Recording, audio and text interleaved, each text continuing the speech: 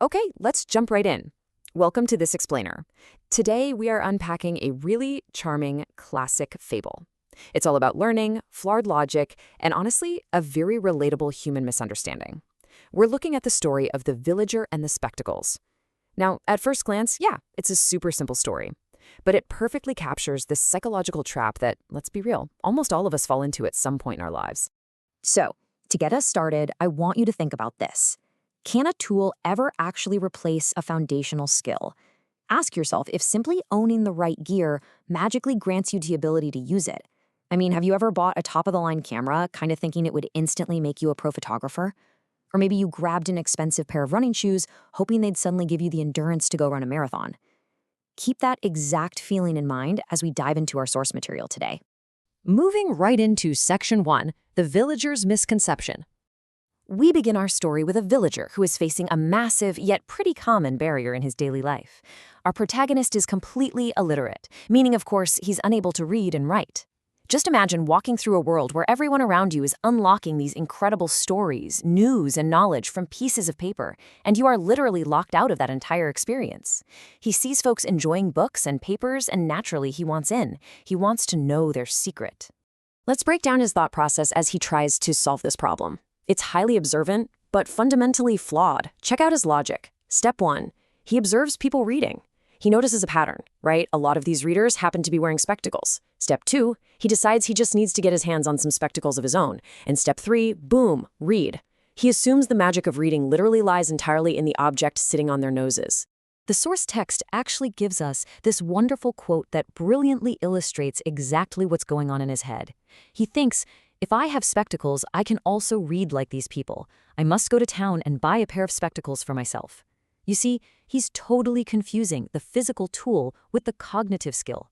He has completely bypassed the invisible, foundational years of hard learning that those readers went through, and he's focusing 100% on the visible accessory.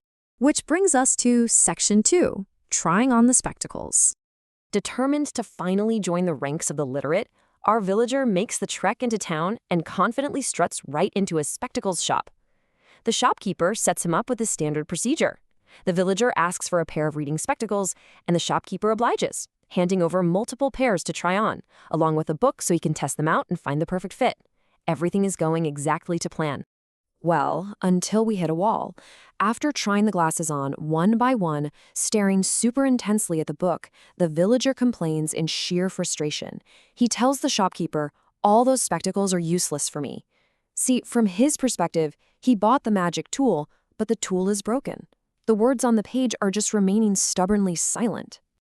All right, Section 3, An Upside-Down Book.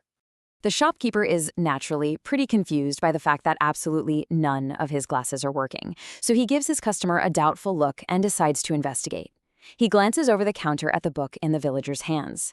And here is the ultimate visual punchline of our fable. The book is being held completely upside down. Because the villager has no concept of what letters even are, he literally doesn't even know which way up the tool is supposed to be used. So, the shopkeeper makes a very polite, but incredibly revealing deduction. He looks at the upside-down book, looks back at the villager, and gently suggests, perhaps you don't know how to read. He's isolating the true variable here. The problem isn't the hardware, the glasses. The problem is the software, the foundational knowledge itself. And the villager, innocently and honestly rather remarkably, just admits the total truth. He says, no, I don't. I want to buy spectacles so that I can read like others. But I can't read with any of these spectacles. The source actually notes that the shopkeeper had to suppress his laughter with great difficulty, and you can totally see why. When the real problem finally becomes clear, it's this perfectly logical, yet entirely backwards, approach to acquiring a new skill. Let's look at the resolution in Section 4, Ignorance is Blindness. This is where the shopkeeper steps into a bit of a mentor role, gently correcting his customer's deeply rooted misconception. He says, my dear friend, you are very ignorant. Spectacles don't help to read or write. They only help you to see better. First of all, you must learn to read and write.